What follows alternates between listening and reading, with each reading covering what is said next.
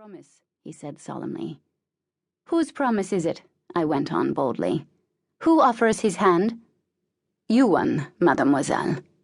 He bowed, and I took the hand and let him heave me up. The stable boy.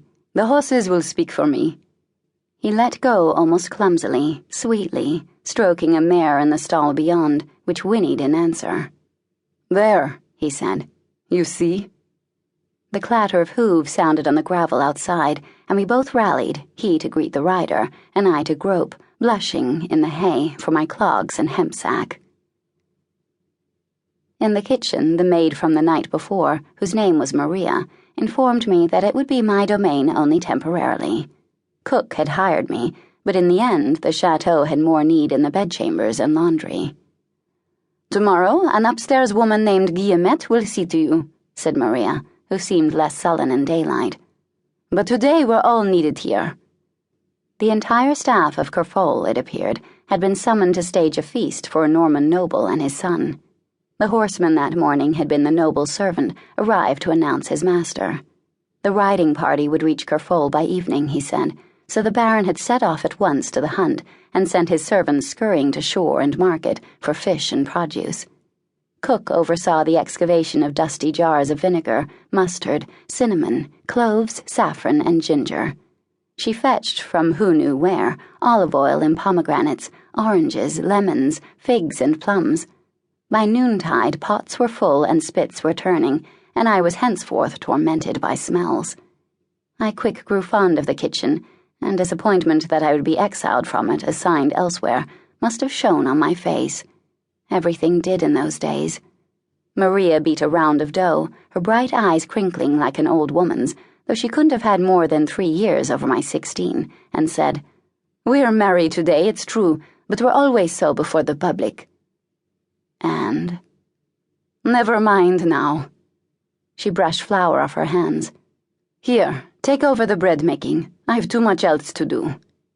She showed me how to tend the great hearth and slip spongy loaves into the brick wells with a long-handled shovel. She drew out a golden loaf and flicked it with a fingernail, as if I'd never before baked bread. Hear that? Nice and crisp. Stack them in that oak cupboard, and whatever you do, don't let the fire go out, or we'll have to send the farmer's wife for coals. No time for that today. Soon I'd exceeded my order of 20 loaves, swept up the floor, and resorted to thumbing through copies of A New Book of Cookery and The Accomplished Lady's Delight in Preserving, Physic, Beautifying, and Cookery, though I learned their titles only a good deal later. The book's black type swam in my brain like minnows when the tide turns, but the pictures pleased me almost as much as the smells that day. My nose became a hound's, heroic in its efforts to identify and classify.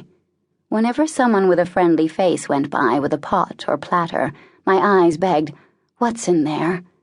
One pock-faced runt even took pity, barking like a harassed innkeeper when he passed. Shoulder of mutton with oysters. Or, venison pastry with cherries and creme.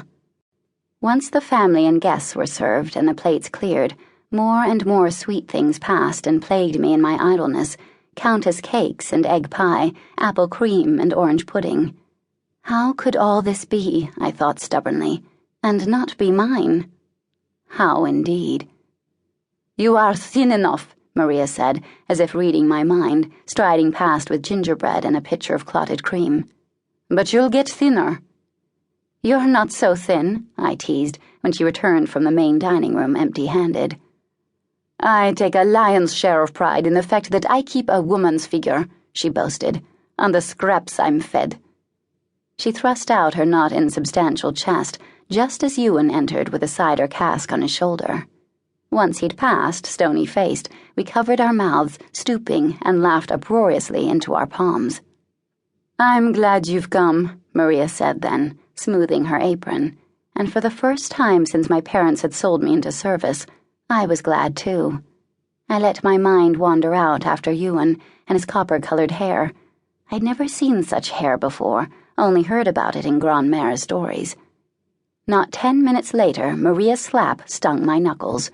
Worse yet, it made me drop the macaroon I'd filched from a passing tray.